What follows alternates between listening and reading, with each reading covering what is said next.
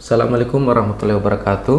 Di dalam Islam, setiap tanah mati apabila telah dihidupkan oleh seseorang, maka menjadi milik yang bersangkutan. Tanah mati adalah sebidang tanah yang tidak tampak dimiliki oleh seseorang dan tidak ada bekas-bekas seperti pagar, tanaman, pengelolaan, ataupun bekas apapun yang seolah-olah tanah itu telah dimiliki orang lain.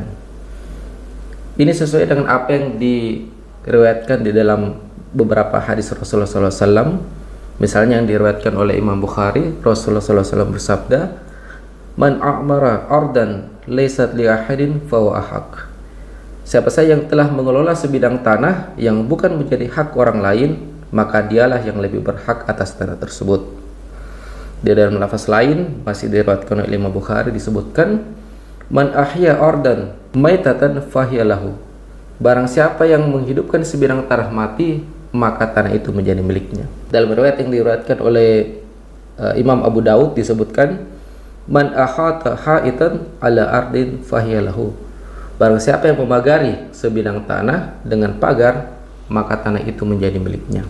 Jadi siapa saja yang menghidupkan tanah kosong yang tidak dimiliki oleh siapapun, istilahnya tanah yang tidak bertuan, maka dia berhak untuk menjadi pemilik atas tanah tersebut. Dan hakikatnya dia tidak memerlukan izin dari penguasa selama dia masih mengelola tanah tersebut. Di sisi lain, Islam juga mengajarkan adanya konsep proteksi atau hima, yang mana dalam hal ini hima adalah upaya negara untuk membatasi harta kepemilikan umum untuk dimiliki oleh negara. Di dalam Islam, aturan tersebut ada bahwasanya negara memiliki hak untuk melakukan proteksi terhadap sebidang tanah, dalam hal ini untuk keperluan kaum muslimin dan warga negara secara umum. Di dalam sebuah hadis disebutkan, "La hima illa lillahi wa rasulih." Tidak ada hima atau proteksi kecuali menjadi hak Allah dan Rasulnya. Para ahli hadis menjelaskan bahwa yang dimaksud dengan hak Allah dan Rasulnya dalam hal ini adalah kewenangan negara untuk memberikan proteksi terhadap tanah-tanah yang menjadi hak milik umum dalam rangka untuk dikhususkan bagi keperluan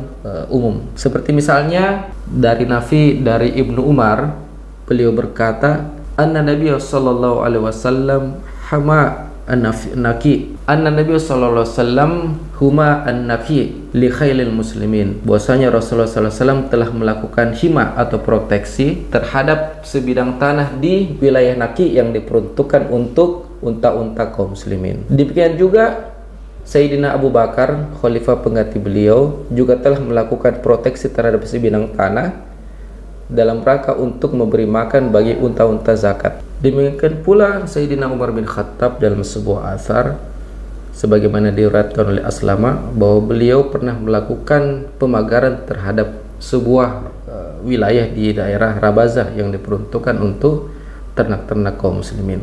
Nah, dalam hal ini proteksi ini hanya diperuntukkan pada tanah-tanah atau harta-harta yang dimiliki oleh kaum muslimin secara umum dan tidak berlaku pada dua hal. Yang pertama adalah harta-harta milik pribadi dan yang kedua adalah harta-harta yang memang jika dia dikuasai secara khusus itu akan menyebabkan terjadinya kemudaratan. Misalnya penguasaan terhadap air yang menghalangi orang lain untuk menguasainya, yang ketika itu terjadi kemudaratan maka itu tidak boleh dilakukan oleh negara.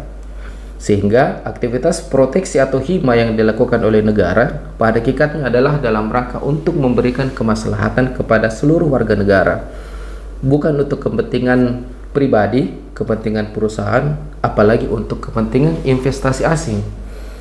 Terlebih lagi kita mengetahui bahwasanya investasi asing pada hakikatnya adalah bentuk utang yang nantinya akan menjadi perangkap bagi negara-negara yang menjadi pengutang.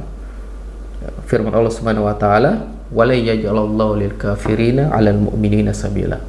Bahwasanya Allah tidak menjadikan jalan sedikit pun bagi orang kafir untuk menguasai kaum muslimin.